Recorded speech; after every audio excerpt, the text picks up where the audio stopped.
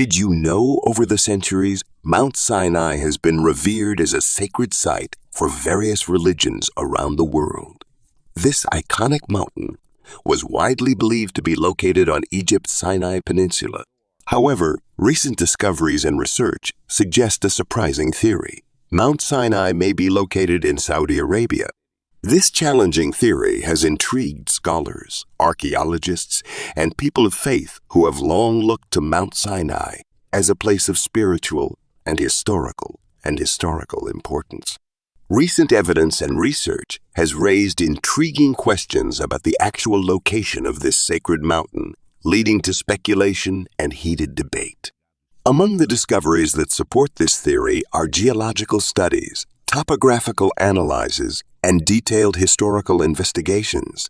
Such research suggests that the Mount Sinai described in religious scriptures may correspond to a mountain in northwestern Saudi Arabia.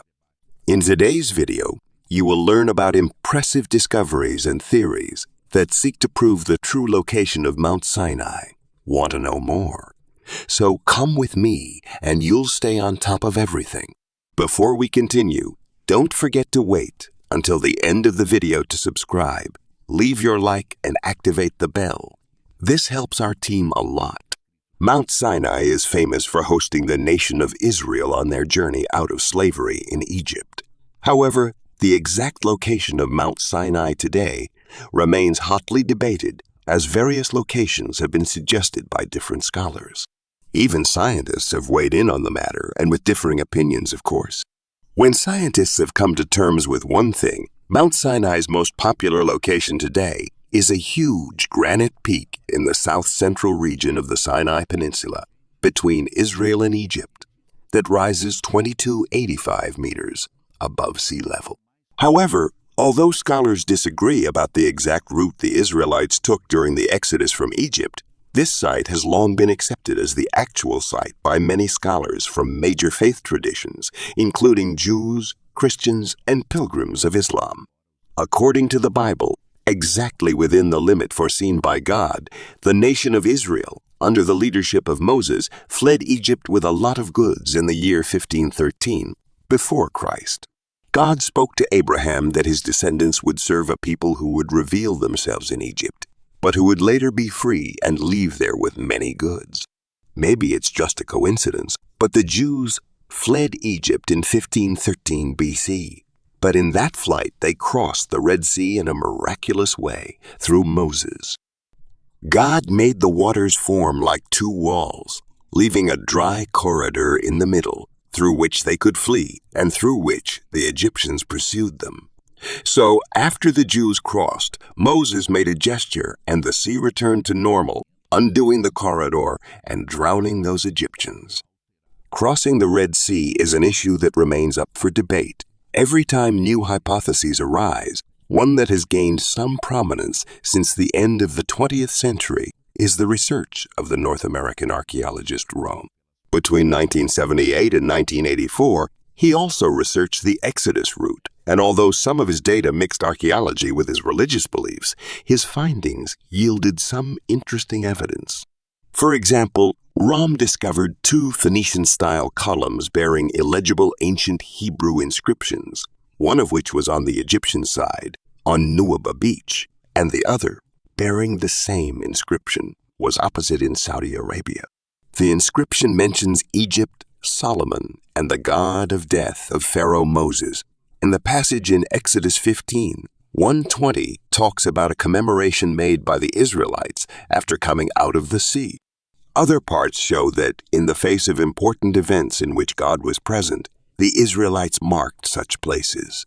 This column could be, then, the mark of that commemoration or the mark of the place from which they had left. Later, it was reportedly removed and left in place. Another interesting marker is a flag tag, also photographed by Rome, since 1978 at a depth of up to 30 meters in the sea. Other details have been found, such as a femur bone and some human ribs. But what caught the most attention were some Egyptian chariot wheels coated with coral, some plated with silver and gold, which could represent the chariots of officials or those of the pharaoh. The crossing of the Red Sea is described in Exodus 14:7, stating that Pharaoh used all his chariots. The bottom of this strip of sea between the columns looks like a flat path without obstacles and reaches a total depth of 110 meters, which would be more than enough to have drowned the Egyptians. On the waters, stones were found aligned on both sides, as if they were the limit of a path. The beach at this location, second and experts, is the only one that could have sheltered those Israelites in that region of the Red Sea, as their number was very large, more than 2 million people, including men, women, and children.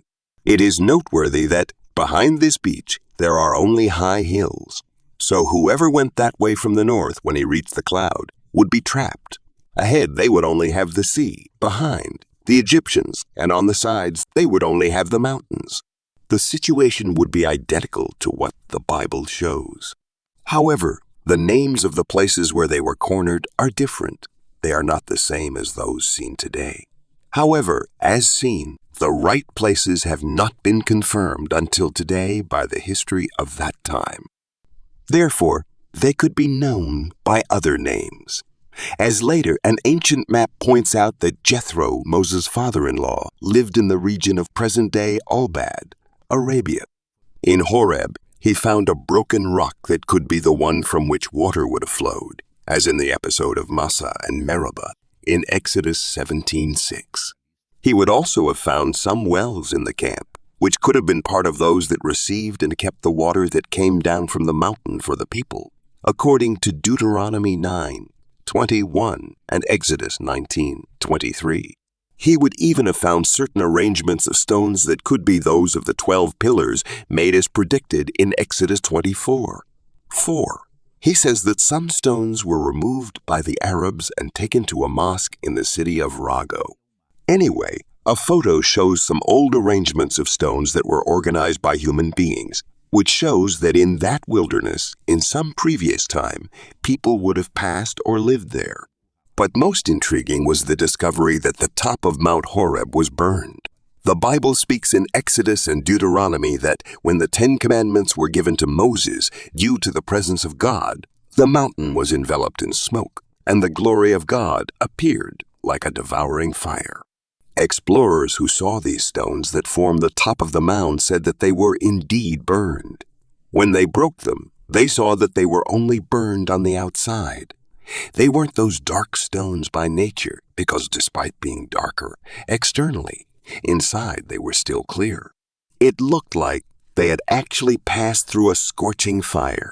Rome also found a cave that could have been the one in which the prophet Elijah hid in Horeb when he fled from Queen Jezebel, described in 1 Kings 19:8-9. Also notice that there is a tree growing between the rocks at the top of the cave, and that the rocks look like the tablets on which the 10 Commandments were written.